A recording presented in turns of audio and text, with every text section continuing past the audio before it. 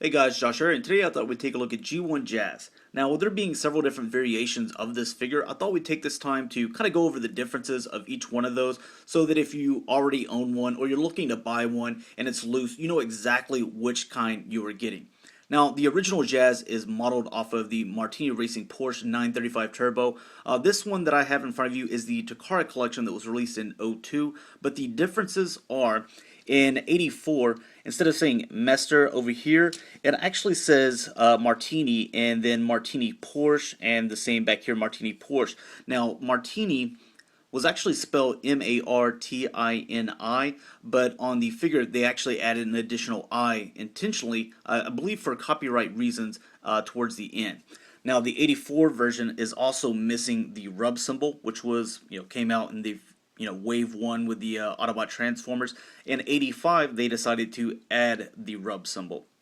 There is one other '85 version that came out with this cereal back, that was popular in the '80s called Cookie Crisp, which I don't even believe it's still around now. Someone can correct me if I'm wrong. I only buy Cheerios, so I really don't pay attention to other cereals. But the only difference is it is actually missing the Martini Porsche sticker here on the windshield and on the spoiler. Everything else is exactly like I told you that the '85 version was, with Martini on the sticker here and everything else, and the little rub symbol there. Now, the Takara Collection, which is the one that you're looking at now, is actually modeled as a retool or repaint of the G2 version, which was manufactured in '92 but released in '93. So one of the things that I wanted to point out with this guy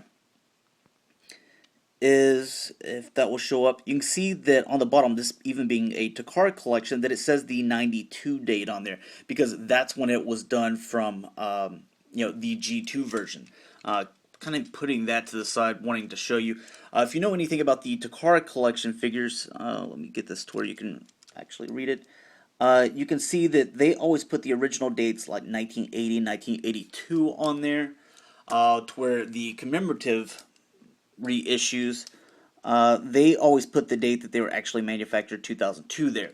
So with this being a retool and repaint of the G2 version, they used the G2 date, which I thought was kind of cool. That's something that's a little bit of a telltale there. If you want to know whether you're getting an original G1 or you're getting a commemorative series release, look for that date. It'll have the G2 date on the bottom of the, I believe it's the right foot there. A couple of other things that are a little bit different. The feet are a little bit more narrow through here. They also took away the hole from the hood, which was very popular with a lot of the G2 toys. Here you have G2 Sideswipe. As you can see, he's got the little hole there. He can put his weapon. His was actually kind of like a little rocket launcher. It was green with a blue missile, I believe. Some of the other things that they changed, like I kind of pointed out earlier, this says Mester on the side of it instead of Martini, and then it says Agent Mester there as well. The other thing that you'll kind of see a little bit better whenever we put them into robot mode, but because of an overuse of making this mold here, they kind of messed up the face to where now he kind of has like a weird looking smirk, which was totally unintentional, but um, you know that's what he has. It looks stupid, but that's another way that you can kind of tell whether you're getting an authentic G1 and someone didn't just buy a Takara Collection or a commemorative reissue and just put the G1 stickers on it. Now, you also have the commemorative series Jazz, which was released in '03. It's based on the Takara Collection version. It keeps all the same stickers, but they did fix the window here to where this Takara one, it doesn't line up properly. But the commemorative series release, they did fix that. Also, with the Takara Collection one, you get the chrome weapons, to where on the commemorative series you don't. And I believe this is a little bit longer as well. And these ones fire versus the commemorative series do not, I believe.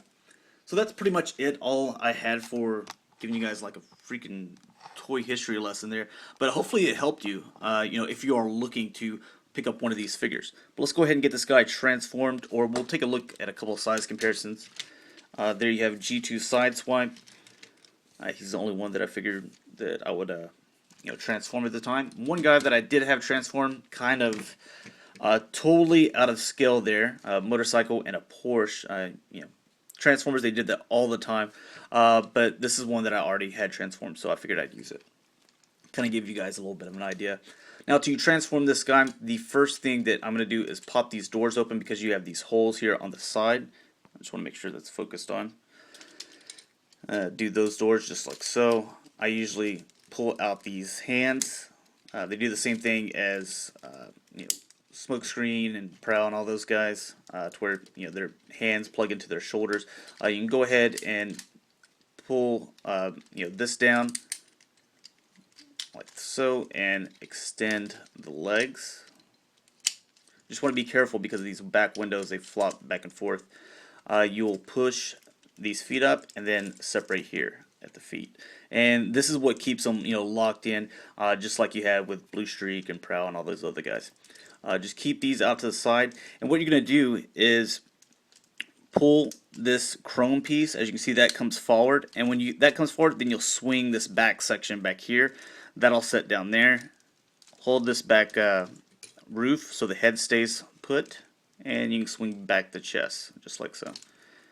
I probably made it sound more complicated than it actually was, but you don't want to tear this guy up. He's a little bit more fiddly than some of the other ones from back then, so and you can obviously do these where the screws aren't showing. Maybe not on this one. There we go. That'll be just fine, just like that. Then with this little backpack here, you have these little two pegs. It'll slide on in there, or hopefully it does. There we go. Kind of like a little chrome engine, which I think is kind of cool.